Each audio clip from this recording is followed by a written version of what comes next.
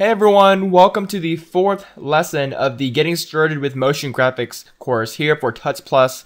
My name is Vincent, and today we're going to be taking a look at some trailer titles and how to create one in After Effects. So let's go ahead and take a look at what we're going to be creating today.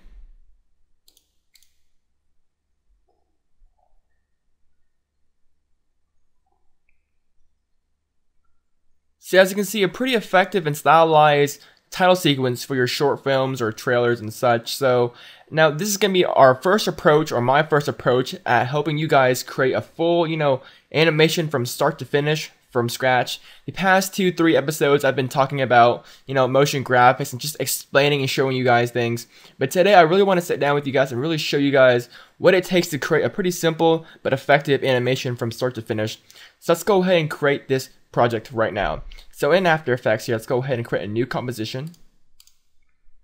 We're going to call this main comp, and I'm going to make it 720p at 10 seconds long, and make sure your background color is set to black and hit OK. So we have a nice blank composition here to work with. Let's go ahead and create a new solid layer so we have a background layer to work with. Let's hit Control or Command Y to make a new solid, and let's call this BG for background. Make comp size and hit OK. Now, the primary focus of this tutorial is trying to make a nice, fluid, multiple text transitions to make things flow together, as well as to give it a nice stylized, polished, and finished look. So with that being said, let's go ahead and start with our text first. To create a new text, you can either go to Layer, New Text, or just hit Control Alt Shift T or Command Option Shift T on the Mac. So by pressing that, we bring up the nice type tool. We can type in our text. I'm going to call this type. Now, if I turn on the title save, you can see that our text is not centered. And the easiest way to center things up is to go to the window up here, make sure that the align panel is checked, and go to your align panel right here and just select your text and just go ahead and center it up. You may recognize these tools from Photoshop or Illustrator. So pretty nice way to center things up really quickly with text and layers like that without manually having to do this. So I'm going to turn off the title save. So go ahead and make all of your size adjustments and change your font to whatever you want. I'm using Bank Gothic, a free font which you can find via Google. Let's go ahead and make this 3D layer by switching the modes and selecting this little cube icon right here. And hit P on the keyboard to show the position parameters. And let's go ahead and start animating this thing in the Z position. So I'm just going to drag this thing way back. And if you hold down the Shift key, you can actually decrease and increase the values at a larger increment. So just hold down Shift and just, barely enlarge it and barely pull the text way back behind the camera, just so enough that we don't see it anymore. You don't want to drag it all the way back because it's going to be too far back. Just barely enough so we don't see it anymore. Make sure you're at the beginning of the timeline and just hit the stopwatch for the keyframe. And if you hold down Shift and press page down, you can move at increments of 10 frames, as you see here. And go ahead and set the value down to 0. And that's just going to put the text back in the center of where it was before. So we kind of have this nice hit. And this is where we left off in the last lesson. So today we're really going to be focusing on creating multiple, transition of these kind of impact flyby titles. Really make things flow and make it look really nice. So let's go ahead and finish this thing off by giving it a few seconds to kind of just sit there so we can read it. So about 2 seconds long, let's go ahead and hit another keyframe right here. Move 10 frames, shift page down. And we're just going to pull this thing way back by holding Shift key and just kind of pull it back. So what we have here is a nice flyby title. We also want to apply some nice opacity keyframes to this to kind of just fade things out. We want things to be very, very subtle and very, very smooth. So I'm just going to zoom in here. And we want to fade this thing out right when it starts to kind of zoom out. So at this point right here, this is where our type kind of starts moving out. So let's go ahead and select our text layer, press T on the keyboard to show the opacity, and hit a stopwatch keyframe. If you hit U on the keyboard to show all the keyframes, let's go ahead and move forward to the very last keyframe. And this is where our type kind of just fades out. So let's go ahead and set the opacity down to 0. So now if we take a look at this, we have our nice type fly in. It kind of stays still, starts hanging around, and then it's going to fade out while moving back to kind of give it that nice fluid and soft kind of transition out. So this is looking great, but you can see that our text is kind of staying still. I mean, if you do a quick RAM preview, you see that it just kind of sits there. It looks really awkward. And if you remember what I said before, we don't want to keep things still. We always want things moving, because when people pay for, a broadcast spot or, a television ad, it costs a lot of money for that nice 10, 15, 30-second spot. And we want to make use of that, that really short 15, 30-second spot. So we want things to keep on moving. We don't want to waste time. We don't want to keep things still. So we can apply some nice tracking to this to give it a subtle movement like what I did before in the previous lesson. But in this particular case, let's go ahead and take a look at another method, which is using the camera tool. So let's go ahead and create a new camera. Layer, new camera. We're going to call this camera and hit OK. And it's going to create a camera, and we can use this thing to kind of animate the camera around our text because our text is 3D. So we're going to hit P on the keyboard for the camera position. And I'm going to go ahead and start at the very beginning of the timeline right here. Hit a keyframe, stopwatch, move to the end of the composition, and just kind of pull it forward. So now if you take a look, we have a nice flyby, and then our text is going to kind of zoom forward a little bit. And you see that the text kind of moves forward. The text is not actually moving forward. The camera is actually getting closer to the text. So it kind of gives it the illusion that the text is kind of moving.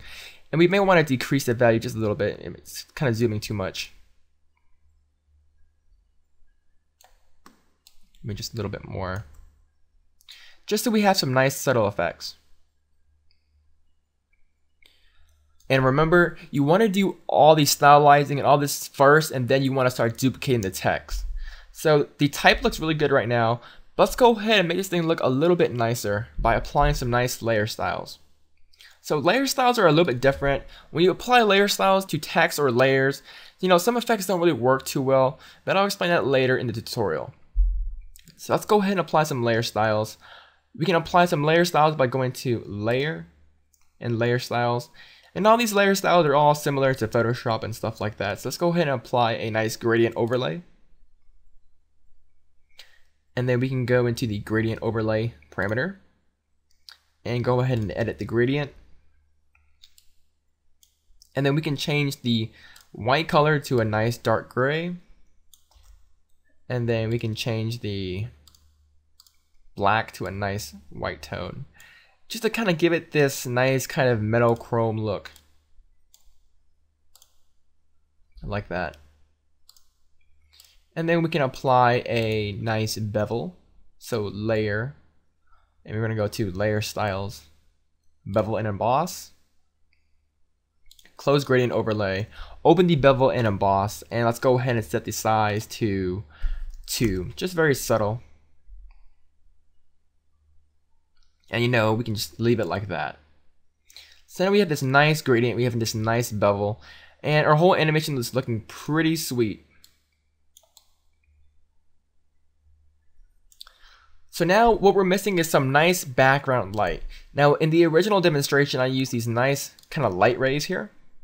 And we can easily achieve that by applying a nice CC light ray in the effects and presets. Go ahead and drag the CC light rays into the type. So now we get this nice light ray here. And we can go ahead and animate this. Now remember, you want to keep things somewhat subtle.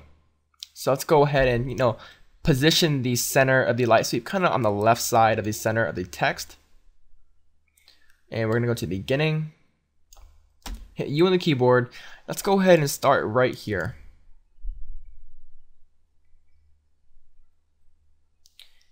This is where the type starts to kind of stay still. So we want to animate it right here. So we're going to hit a stopwatch for the center of the light ray. We're going to move forward to about right here when it starts moving again. And we're just going to push this thing a little bit to the right.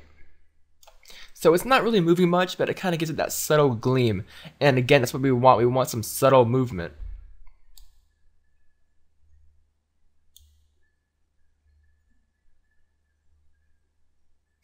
So as you can see, we had this nice light gleam that kind of just swipes across our text. Very nice, very fluid, and very slowly. And then kind of just zooms out. And just like that, we're pretty much done. Of course, you can tweak with the light ray settings if you wish. Now, to duplicate this text and create a nice title sequence, we can actually just simply duplicate the text. Let's go ahead and close this. Let's go ahead and trim down the layer a little bit so we kind of get a nice brief sense of how long this thing is. So we're going to go ahead and hit Control Command D to duplicate it. Of course, you can go to Edit, Duplicate. So what we want to do is align the second text to make it appear right when the previous text starts to disappear. So at this point right here, this is when our text is going to start to disappear.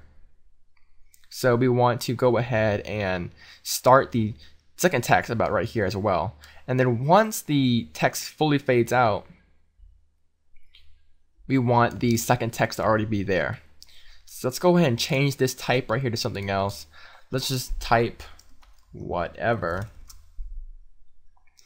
And then if we do a quick RAM preview,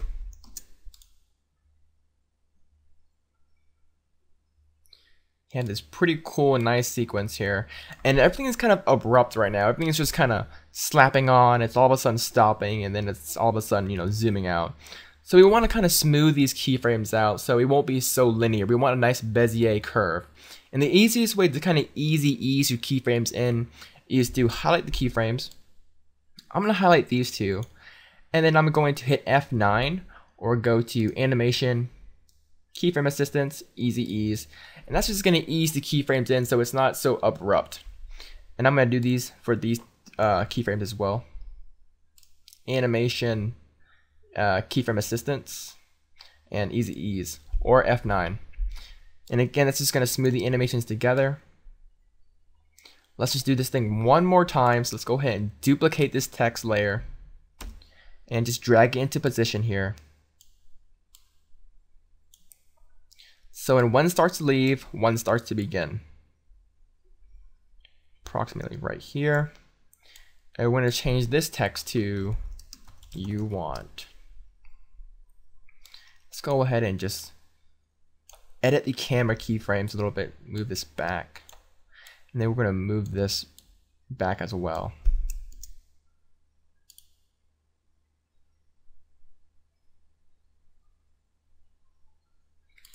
So our sequence is starting to look really, really nice and really smooth, but the only problem is that everything looks too sharp. As you see here, we have tons and tons of really fast movement, and there's no motion blur. So we can quickly enable motion blur by enabling the composition motion blur. We're just going to enable the motion blur for the whole composition, and then we can enable motion blur for the individual layers. So go ahead and enable motion blur for these 3 layers by hitting this kind of 3 circle sphere motion blur switch. And now you start to see this really nice motion blur. And motion blur is just as important in motion graphics as it is in visual effects. So that really starts to sell the effect of some nice fast moving type, and it makes a huge difference in the whole animation overall. So now that we have our text set up, let's go ahead and take a look at how we can make this thing look a little bit more, polished. And we're going to start off with the background. Now, like I said before in the previous lesson, the fractal noise is a very, very powerful, plugin. You can do a lot of it with motion graphics and visual effects. And if you believe it or not, this whole background texture right here was not created using a texture or an image from anywhere else. It's actually created within After Effects using the fractal noise. So back into our main composition, let's go ahead and set this up. I'm going to create another new solid. Control Command Y, and let's call this fractal texture. And we're simply going to be using the fractal noise as somewhat of a texture. So dragging the fractal noise in under noise and grain.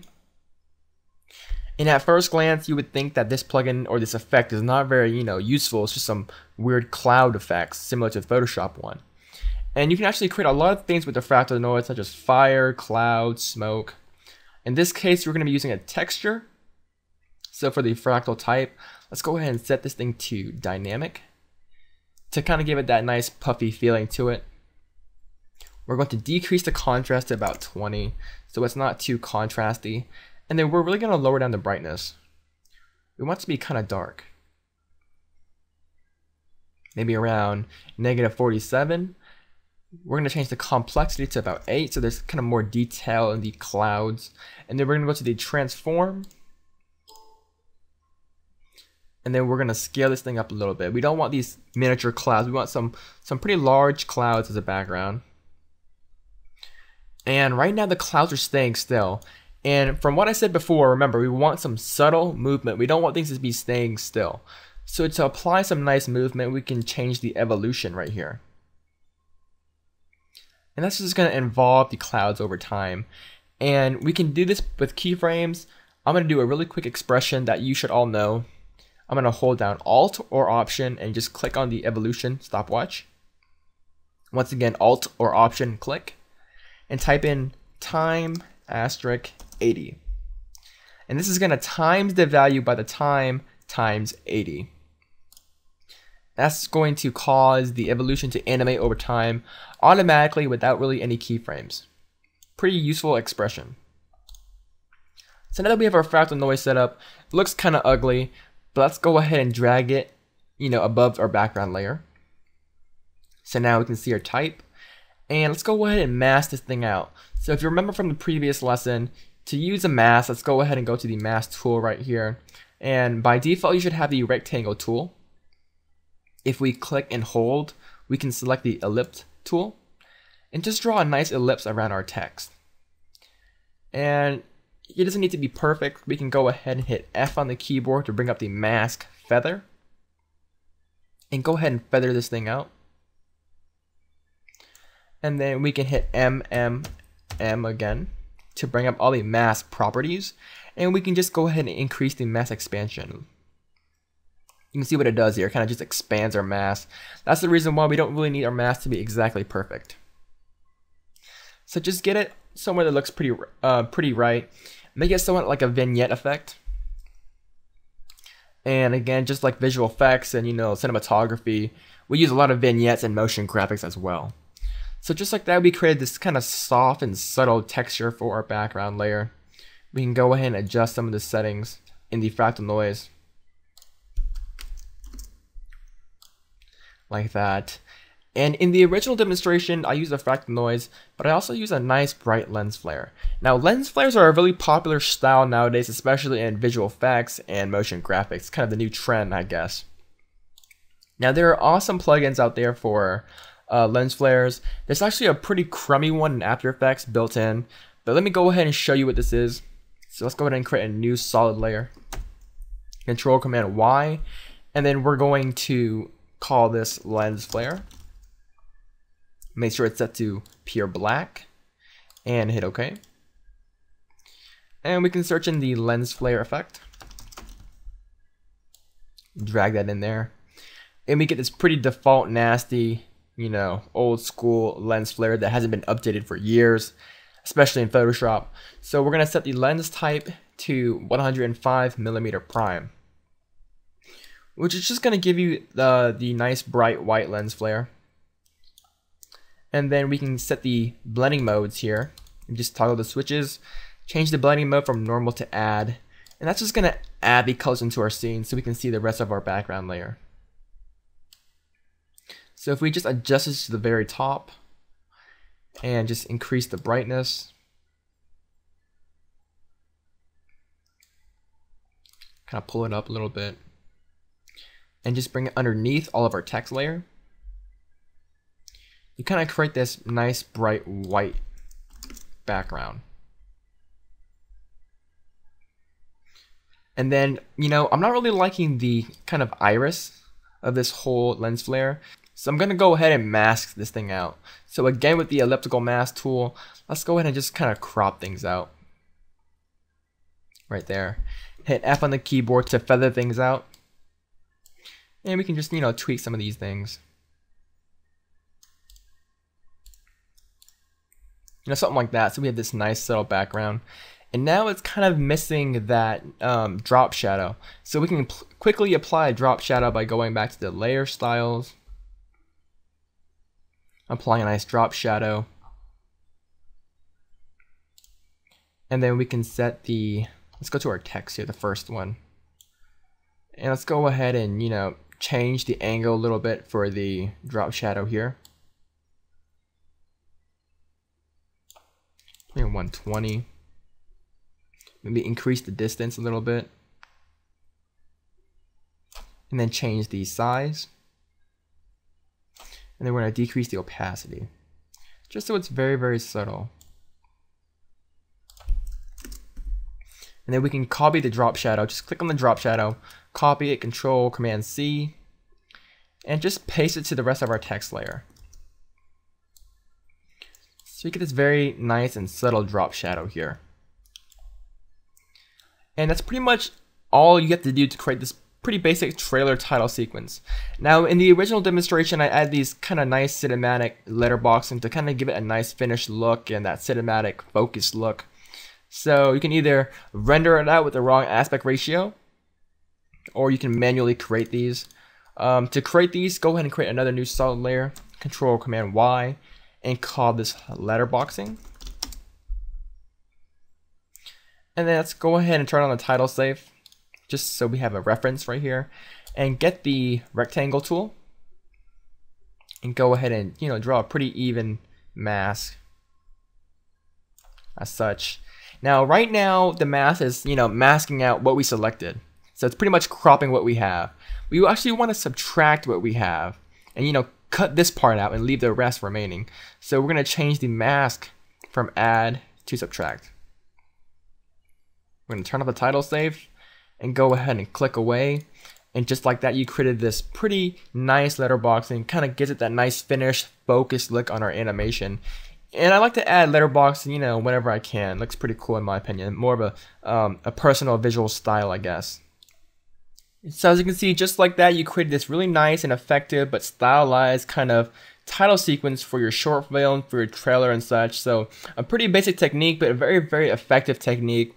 And I think it's a really great way to kind of start your learning experience with motion graphics by creating some basic trailer title sequences. So really basic technique. Hopefully you guys enjoyed it, and I really encourage you guys to kind of play around with the effects that you saw and play around with the different styles and play around with all the different effects in After Effects to kind of achieve a different look. Don't be afraid to change the colors of things, to change the fractal noise, change the lens flares. You can even apply the CC light sweep that I talked about in the last tutorial to kind of give it that nice metal gleam, and it would work perfectly for this text because we have this nice gradient over it. So, you know, just try things out, tweak around with it. Hopefully you guys enjoyed the tutorial. I'm sorry for my fast pace. It's just so much to get out in so little time, but hopefully you guys enjoyed this lesson. In the next lesson, we're going to be talking about some shapes, masks, and vectors in After Effects to create some pretty cool motion graphics, so definitely check that out. If you guys have any other questions, don't hesitate to leave them in the forums. I would definitely get to them as soon as I can. And again, hopefully you guys enjoyed this tutorial. I'll see you guys in the next lesson. Bye guys.